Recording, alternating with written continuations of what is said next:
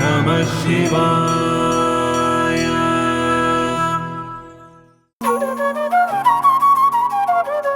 சரணம் குருவே சரணம் நிறையே சரணம் குருவே சரணம். சரணம் குருவே சரணம் நிறையே சரணம் குருவே சரணம். சரணம் குருவே சரணம் நிறையே சரணம் குருவே சரணம். சரணம் குருவே சரணம் நிறையே சரணம் குருவே சரணம். கருணை கண்கள் கவலையை போக்குதே, காலனை விரட்டும் கதிரொளி வீசுதே, காக்கும் கரங்கள் கவசமாய் திகழுதே, கஷ்ட நஷ்டங்கள் கலைந்தே போதே.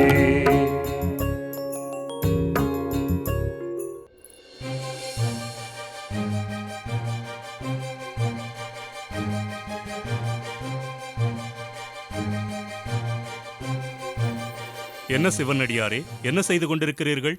யாரையா நீர்? இங்கு நீர் என்ன செய்து கொண்டிருக்கிறீர்? சிவனடியாரே, இந்த நாட்டை ஆளும் அரசரை பார்த்து யார் நீ என்றும் இங்கு என்ன செய்கிறாய் என்றும் ஏளனமா செய்கிறீர்?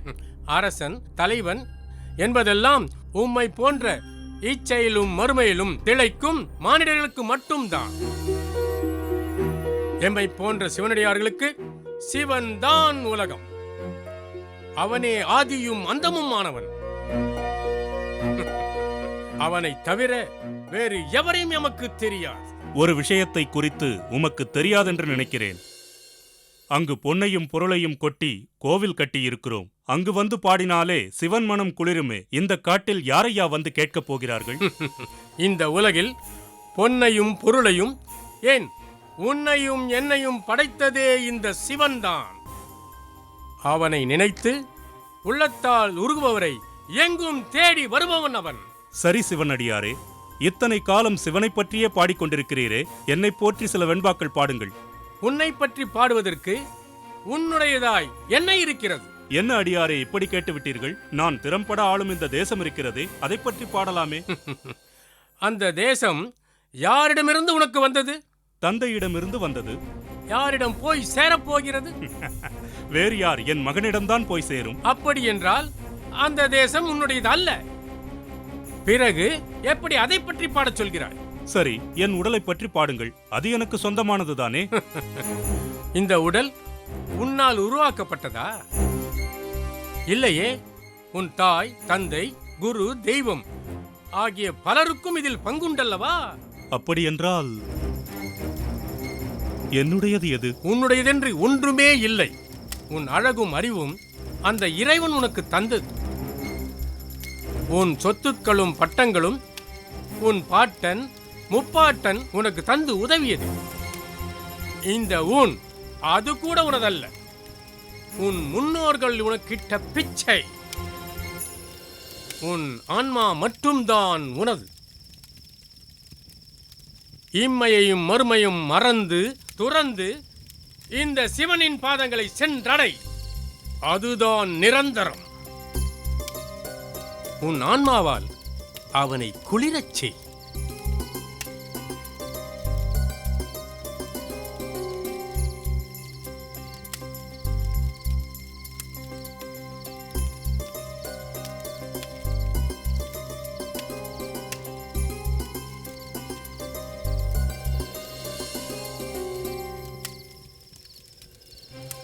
உன் அழகும் அறிவும் அந்த இறைவன் உனக்கு தந்தது. உன் சொத்துக்களும் பட்டங்களும் உன் பாட்டன் முப்பாட்டன் உனக்கு தந்து உதவியது. இந்த ஊன் அது கூட உனதல்ல. உன் முன்னோர்கள் உனக்கிட்ட பிச்சை. உன் ஆன்மா மட்டும்தான் உனது. இந்த சிவனின் பாதங்களை சென்றடை. அதுதான் நிரந்தரம். உன் ஆன்மாவால் அவனை குளிரச் செய்.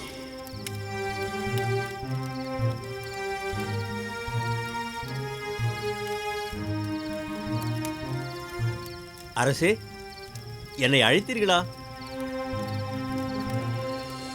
ஆமாம் ராஜகுரு, வாருங்கள். என்ன விஷயம் அண்ணா? ஏன் தங்கள் முகத்தில் வருத்தம் காணப்படுகிறது? நேற்று அந்த சிவனடியார் கூறியதைப் பற்றித்தான் யோசித்துக் கொண்டிருக்கிறேன். சிவனடியார் சொன்னது பற்றி தாங்கள் வருத்தப்பட வேண்டாம். சிவனடியார்கள் சில நேரத்தில் ஆணவத்தோடு பேசுவதும் உண்டு. இல்லை ராஜகுரு, அவர் கூறியது அனைத்தும் உண்மை. அரசே, இந்த உலகில் நமக்கு எது சொந்தம்? ஏன் இந்த அரசாங்கம் நமக்கு சொந்தமா? இல்லை இந்த பொன்பொருள் நமக்கு சொந்தமா? ஏன் இந்த உடல் கூட நமக்கு சொந்தமில்லை. எல்லாமே கடனாய் பெற்றவை. இறைவன் அருளியதில் இந்த ஆன்மா மட்டுமே நமக்குரியது. அரசே, தாங்கள் சொன்னது முற்றிலும் உண்மைதான். அதற்கு என்ன செய்ய முடியும்? நான் என் ஆன்மா முழுவதையும் சிவனுக்கு அர்ப்பணிக்கப் போகிறேன். அரசே, சற்று யோசியுங்கள். இல்லை ராஜகுரு, நான் அரச பதவியை துறந்து சிவத்தொண்டாற்றப் போகிறேன். அரசே, தாங்கள் எடுக்கப் போகும் இந்த முடிவு நம் நாட்டையே பாதிக்கும். தங்களையே நம்பியிருக்கும் மக்களையும் பாதிக்கும். வேறு எவரேனும் மன்னர் பதவி ஏற்கட்டும், நான் போகத்தான் போகிறேன். தங்கள் ஆளும் திறனுக்கு எவரும் ஈடாக மாட்டார்கள். அது மட்டுமின்றி பல குழப்பங்கள் ஏற்படும். இது நல்லதல்ல.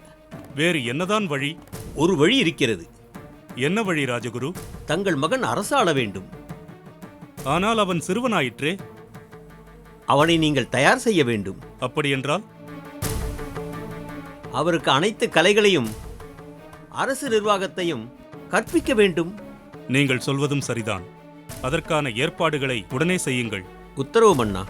அதுவரை நீங்கள் தான் அரசாங்கத்தை ஆள வேண்டும். உங்கள் மகனை பிரிந்து உங்களால் இருக்க முடியுமா?